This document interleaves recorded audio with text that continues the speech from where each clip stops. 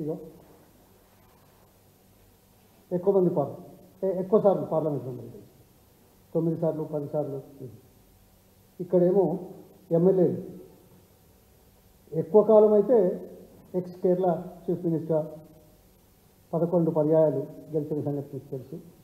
అంతకంటే ముందు 13 సార్లు ఎమ్మెల్యే గెలిచిన ఒక కేరళ వ్యక్తి ఉన్నాడు.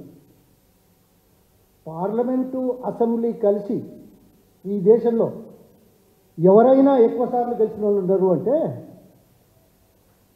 KCR. Number 1 in the country. I'm not joking, it's a fact, it's a history. ఇగో చూడండి, ఎమ్మెల్యేగా బై ఎలక్షన్లో కలిపి 9 సార్లు. ఈ హయ్యెస్ట్ నెంబర్ ఆఫ్ ఎమ్మెల్యేస్గా గెలిచిన వాళ్ళ దాంట్లో 9 సార్లు గెలిచిన వాళ్ళు లేరు. హయ్యెస్ట్ అని రికార్డు ఉంది, అందులో 8 సార్లదే హయ్యెస్ట్ ఉంది. ఎన్నికల్లో 9 సార్లు ఎమ్మెల్యేగా కలిసిన చరిత్ర ఈ దేశంలో మొదటి స్థానం ఆయనకే ఉంటుంది, ఎక్సెప్ట్ కేరళ ముఖ్యమంత్రి చనిపోయాడు. ఇక పార్లమెంట్లో 9 సార్లు గెలిచిన వాళ్ళే ఎక్కువ ఉన్నారు, వాళ్ళదే ఉన్నది హైయెస్ట్. వాళ్ళు చాలా పెద్ద పెద్ద మనుషులు, అటల్ బిహారీ వాజ్పేయి, తర్వాత ఆస్కర్ ఫెర్నాండెస్ అండ్ ఈయన ఎవరు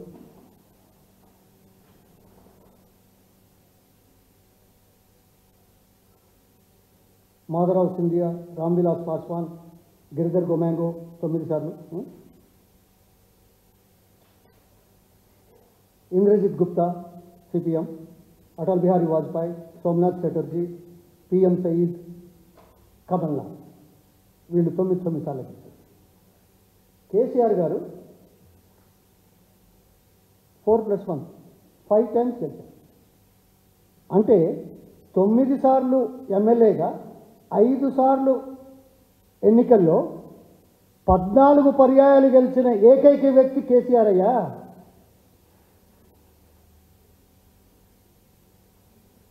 అది కూడా గెలవడం, ఓడిపోవడం కాదు. 14 సార్లు. నువ్వెక్కడా, నీ చరిత్ర ఎక్కడా, నీ అనుభవం ఎక్కడా? అంతేనా? మంత్రిగా సెంటర్లో పనిచేశారు, రాష్ట్రంలో 2 పర్యాయాలు మంత్రిగా, ఒక పర్యాయం ఉపసభాపతిగా పనిచేశారు. నీ చరిత్ర ఎక్కడ? ప్రజాస్వామ్య పద్ధతుల్లో ప్రజల మద్దతు సేకరించి ప్రజలు ఒప్పుకున్న ప్రజాప్రతినిధిగా, దేశంలో మొదటి వ్యక్తిగా ఉన్న ఒక వ్యక్తి తెలంగాణ కోసం పోరాటం చేసి పోరాట స్ఫూర్తిని ప్రజల్లోకి తీసుకెళ్ళగలిగి అతి కొద్ది సమయంలో తెలంగాణ సాధించడానికి చేసిన కృషి మనకు కనపడదు. మనం తుపాకులు పెట్టుకుని తెలంగాణ కావాలని మీద పోయినా ఉన్నాం. మనకేం తెలుసు? ఇక వచ్చింది, పార్టీ పెట్టాడు, ప్రజల మద్దతుతో ఎన్నిసార్లు గెలిచాడు కదా, పార్టీ పెట్టాడు, తెలంగాణ ఇచ్చారు కదా గత్యంతరం లేక. ఇచ్చిన తర్వాత కూడా ప్రజలు ఆదరించారు కదా. ఆదరిస్తే 10 సంవత్సరాల ముఖ్యమంత్రిగా పనిచేసిన వ్యక్తిని ఏం బాధ్యత మాట్లాడతావయ్యా?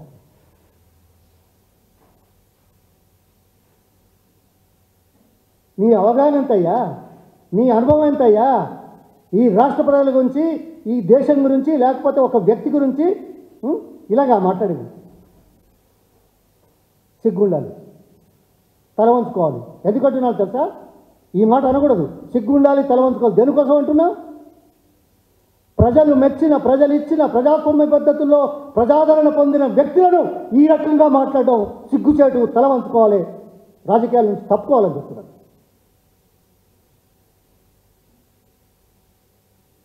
వాస్తవం కదా?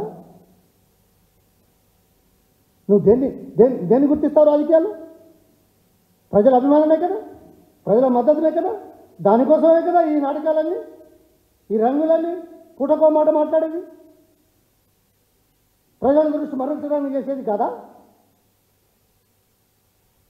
ఓకే, అధికారంలోకి రావడానికి ఏదో నాటకాలు వేస్తున్నారని ఎవరైనా అనుకుంటారు, కాదనేది లేదు.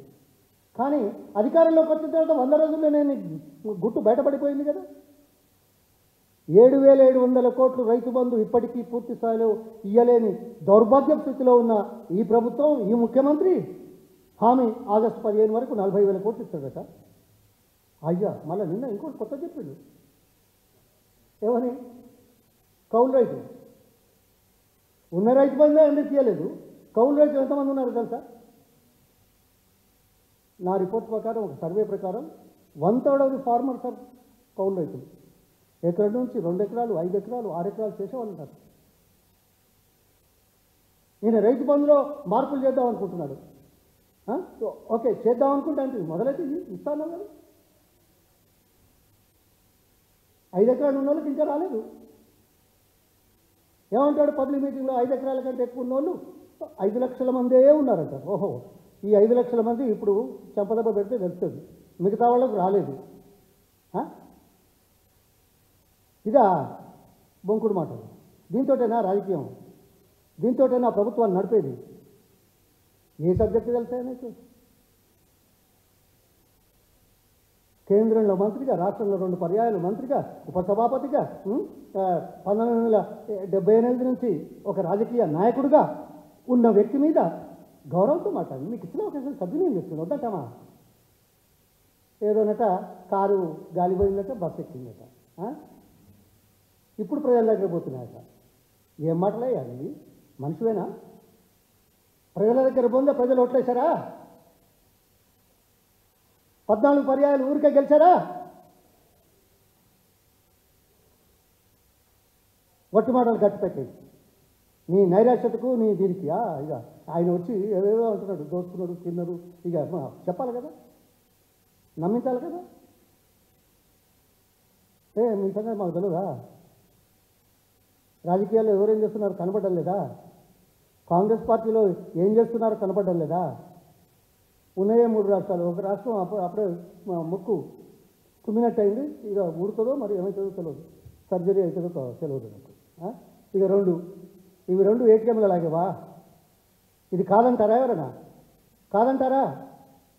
రాజకీయాల్లో ఉన్న వాళ్ళు ఎవరైనా కాదనగలుగుతారా? రాజకీయాల్లో ఇది వాస్తవం కాదా? నువ్వా మాట్లాడదు? మంచిదే, ప్రజలకి ఇచ్చిన హామీలు నిలబెట్టు. గర్వంగా నేను చెప్పినా అని చెప్పి ఇంకేం మాట్లాడకుండా 5 హామీలు ఇచ్చినాం, 5 హామీలు చేసినాం ప్రజల దగ్గర పోయి మాట్లాడు. ఆ 5 హామీలలో 13 ఇష్యూలు ఉన్నాయి. అవునా కదా? ఒక కొనుగోలు కేంద్రాల దగ్గర ఏం జరుగుతున్నదో, పంట నష్టం ఎంత జరిగిందో, కరువు ఎందుకు వచ్చిందో, నీళ్లు ఎట్లా పోయినాయో, నీళ్లు పోతా ఉంటే చూసుకుంటే ఎవరు కూర్చున్నారో, తేలిపాడు నుంచి నీళ్లు పోతా ఉంటే చూసుకున్నది ఎవరో, రాష్ట్ర ప్రయోజనాలను చూడలేని, కాపాడలేని, అడ్డుకోలేని దౌర్భాగ్యపు రాజకీయ నాయకుల పరిపాలన ఎలా ఉందో చూస్తున్నారు ప్రజలు. అందుకే కేసీఆర్ గారి బస్ యాత్రకు అత్యంత అమితంగా ఆదరణ కనిపిస్తుంది. అదే నేనంటే ఇక రాజకీయం అంటే మాది మేము చెప్పుకుంటున్నాం. రేపు తెలుస్తుంది కదా, రేపు తెలియదా ఎన్నికల తర్వాత దేశంలో కాంగ్రెస్ ఎలా ఉంది, ఈ రాష్ట్రంలో కాంగ్రెస్ ఎలా ఉంది, ఎన్ని రాష్ట్రాల్లో ఉంది, ఏమవుతున్నది. దేశంలో బీఆర్ఎస్ పార్టీ పార్లమెంట్ సభ్యులు ఉంటేనే తెలంగాణకు గుర్తింపు, తెలంగాణకు న్యాయం జరిగే అవకాశాలు ఉన్నాయనే ఉద్దేశంతో తెలంగాణ ప్రజలను ఉద్దేశించి మాట్లాడుతున్నారు కేసీఆర్ గారు.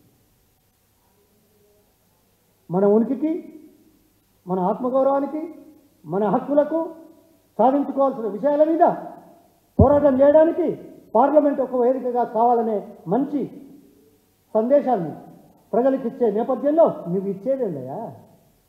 నువ్వు మాట్లాడుతున్నదేమయ్యా?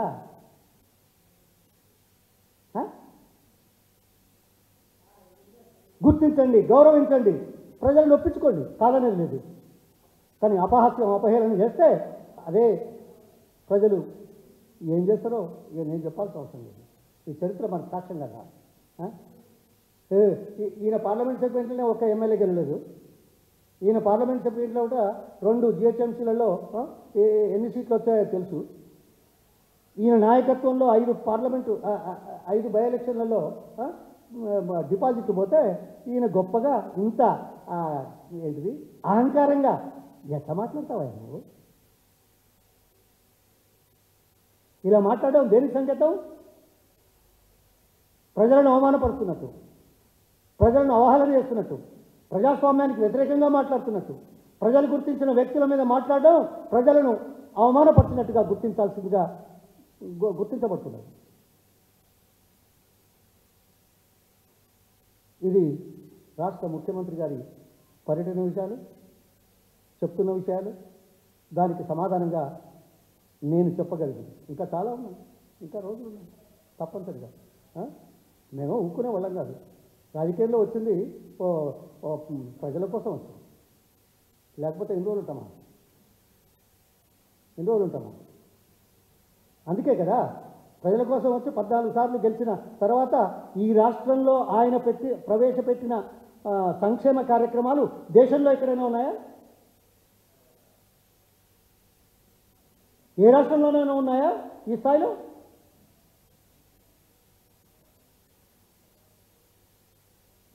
ప్రభుత్వ సొమ్ము ప్రజల చేతుల్లో పెట్టడానికి ఈ రాష్ట్ర ముఖ్యమంత్రిగా ఈ 10 సంవత్సరాల్లో కేసీఆర్ గారు విశేషమైన కృషి చేశారు. అందుకే తెలంగాణ అన్ని రాష్ట్రాల కంటే ముందుంది. అందుకే తెలంగాణ తలసరి ఆదాయం పెరిగింది. అందుకే తెలంగాణ జీఎస్పీ అమితంగా పెరిగిపోయింది ఊహించిన దానికంటే. అందుకే తెలంగాణలో 70-80 లక్షల టన్నుల ఆహార ధాన్యాలు మాత్రమే పండే స్థితిలో ఉంటే 3 కోట్ల టన్నుల ఆహార ధాన్యాలు పండించే స్థాయి తీసుకురావడం ఏదో చిక్కలేసి అయిందనుకుంటున్నావు? నువ్వు మాట్లాడితే అయిందనుకుంటున్నావు? ఎవరినో వెదవా అంటే అవుతుంది అనుకుంటున్నావు?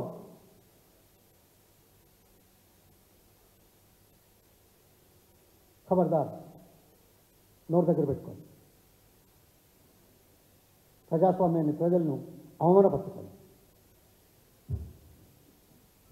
ఒక్కరికి నేను పూర్తి రెండో పది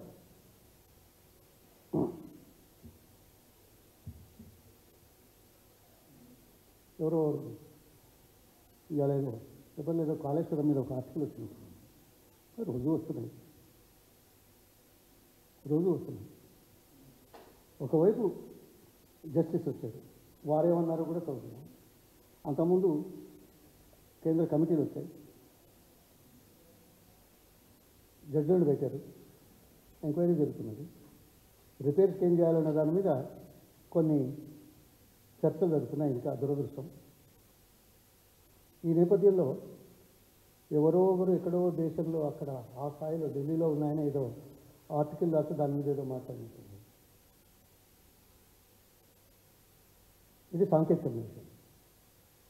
దానికి అనుగుణంగా చర్యలు తీసుకుంటున్నాం. ఎంక్వైరీస్, రిపేర్స్, చట్టబద్ధత ఏంటి అని, వ్యవస్థ, ఎవరి ప్రమేయం, ఎవరి ప్రాధాన్యం, ఇదంతా ఉంటుంది. కానీ ఎవరో పెద్ద మనిషి రాసిండు, ఆయన అందులో సెంట్రల్ వాటర్ అందులో ఉన్నాడు అని. దౌర్భాగ్యం. అసెంబ్లీనే central water commission Pranahita Chevella ప్రాజెక్టులో తొమ్మిడిహెట్టి దగ్గర ఎన్ని నీళ్ళు వస్తున్నాయనేది చాలా స్పష్టంగా రాసిన విషయం. పదే 100 సార్లు చెప్పినప్పటికీ కూడా ఎవరో ఒకరు మేధావనుకుని విశ్లేషణ చేసే శక్తి ఉన్నదని ఆయన రాసి అది కాదు అని వాస్తవాన్ని అబద్ధంగా చెప్తున్నారు. డిజైన్ మంచిది కాదని ఈ పెద్ద మనిషి చెప్తున్నారు. నేను ఆయన మీద మాట్లాడడం మంచిది కాదేమో, కానీ ఏం చేసావయ్యా? 8 ఏళ్ళ నుంచి కేంద్రంలో ఉండి కేంద్ర ప్రభుత్వానికి ఎందుకు చెప్పలే నువ్వు? రాష్ట్ర ప్రభుత్వానికి సూచన ఎందుకు చేయలే? నీ అర్హత లేదు ఏం చేయడానికి కూడా, నాకు తెలుసు. అయినా చేయకుండా ఇలా పత్రికల్లోకి ఎందుకు వెళ్తున్నాం అంటే కొమ్ముగా వస్తున్నావా? ఎవరు ఎందుకు మాట్లాడతారో మాకు తెలియదా? చరిత్ర లేదా? ఎవరు ఎందుకు ఎప్పుడు మాట్లాడుతున్నారు? ఆ మాత్రం అర్థం చేసుకుండా ప్రాంతానికి, ప్రజలకు సేవ చేసే విషయంలో చేసే కార్యక్రమాలు ఎందుకు చేస్తామో మాకు తెలుసు. ముందు చూపుతోటి ఏది ముందు చేయాలి అవగాహన చేసుకోలేక, దూరదృష్టి లేక సంకుచిత రాజకీయ ప్రయోజనాల కోసం తలొగ్గే సాంకేతిక నిపుణులు కానీ ఇతర రాజకీయ నాయకులు కానీ మీతోనా అభివృద్ధి అయ్యేది?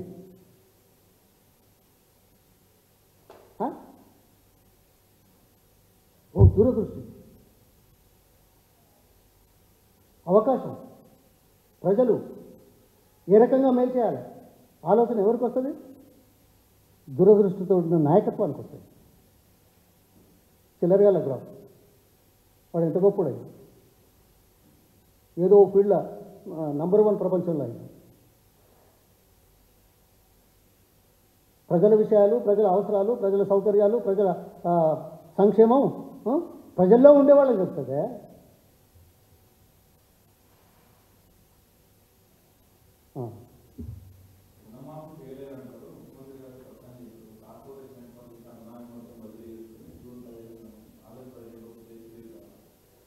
మేము వద్దంటున్నాం.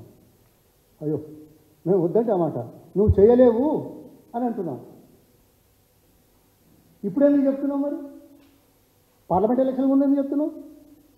9 పార్లమెంట్ అదే ఎన్నికలకు ముందేం చెప్పినావు? ఎన్నికలకు ముందేం చెప్పినావు? అసెంబ్లీ ఎలక్షన్లో ఏం చెప్పావు? 9వ తారీఖు ఇస్తామన్నా? నేను అబద్ధం అంటున్నా? ఇవ్వాలన్నా? చూపించాలన్నా? మొన్న కూడా చూపించిన కదా. అంటే మాటకు విలువ లేదా? అందుకేనా దేవుని మీద ఒట్టు? అసలు నీకు దేవుని మీద నమ్మకం నాది. ఓహో ఇంకైనా చెప్తున్నాడు పెద్ద ఫిలాసఫర్ లాగా, ప్రీచర్ లాగా, ఏదో భక్తి ఇంట్లో ఉండగా ఏంటి గుడి ఏదో అంటాడు కదా, ఏదో అన్నాడు నిన్న మల్కాజ్గిరిలో మాట్లాడుకుంటా. ప్రీచర్ అయిపోయింది. ఏది దేవుడు గుడిలో ఉండాలి. ఓహో ఈయన శాసిస్తున్నాడేమో దేవుడు ఎక్కడ ఉండాలి? భక్తి గుండెల్లో ఉండాలి. ఆహా ఎంత గొప్ప మాటయా! దేవుడు గుడిలో ఉండాలి. దౌర్భాగ్యం, నీచం. దేవుడు అనేవాడు మన సిద్ధాంతం, మన నమ్మకం ఏం తెలుసా? అణువున every molecule and every atom ఉన్నాడని భావిస్తాం మన దేశంలో తరతరాల నుంచి. అంటే ఉన్నట్టు మనిషిలో దేవుణ్ణి చూడలేని దౌర్భాగ్యపు రాక్షసత్వం కలిగిన మనిషి చెప్పే మాటలు ఇది. ఒక మనిషిలో దేవుని చూస్తే దూషిస్తావా? చూడగలిగితే సమానత్వాన్ని సాధించలేకపోవచ్చు మన జీవితంలో. కానీ మనిషిని మనిషిగా ప్రేమించే తత్వం, మానవీయ కోణం లేకుండా రాజకీయాల్లో ఉండి దేశానికి ప్రజలకు సేవ చేస్తావా? ఇదేనా మాట్లాడేది? మట్టుకున్నా ఇప్పుడు ఎలక్షన్ కాబట్టి ఇంకా ఇది ఇవాళ 29 కదా, 22 రోజులు, 11, 13 రోజులు ఇవే ఎక్కుతాడు. చేసింది చెప్పుకోమని దమ్ముంటే బీజేపీని కానీ లేకుంటే వీళ్ళు కానీ 100 రోజుల్లో ఏం చెప్పిండ్రో అవన్నీ ఇక్కడ పెట్టండి, ఇప్పుడు మీరు చేసేది చెప్పండి దమ్ముంటే ప్రజల ముందుకు వచ్చి. ఇదే ఎలక్షన్ మీటింగ్లలో మేము ఎలక్షన్ ముందుకి చెప్పాము, ఇగో మా స్టేట్మెంట్ ఇది, ఇగో ఇవాళ మేము చేసాం హామీ చేసుకోండి. జనం ఏం చేస్తారో నాకు తెలుసు. అంత ధైర్యం ఉందా? మేము 100 రోజులకే ధైర్యం లేకుండా మాట మార్చే మనుషులు ఈ 5 ఏళ్ల పరిపాలనలో ఉండగలిగితే ఉంటే నమ్మకం ఉందా? ఏవేవో కూతలు కూసి అప్పులని ఇదని అదని ఈ మాటలని. ఇప్పుడు కార్పొరేషన్ చేసి అప్పు చేయకుండా చేస్తాడు కదా. అప్పు ఎందుకో చెప్తాడు. ఇప్పుడు అప్పులే పెరిగినాయని కదా అందాల. ఏమంటారు ఇక అవి చేస్తే మంచిగా ఉంటుంది, ఏదో మాట ఉన్నది, ఎవరో ఏదో చేస్తే ఇది, ఇంకెవరో చేస్తే ఏదో.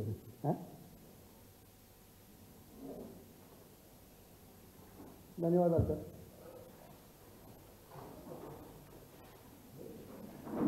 మీకు ఈ పాయింట్ ఎక్కడ రావాలి? ఇది longest number of times elected in the country. This information has not come up.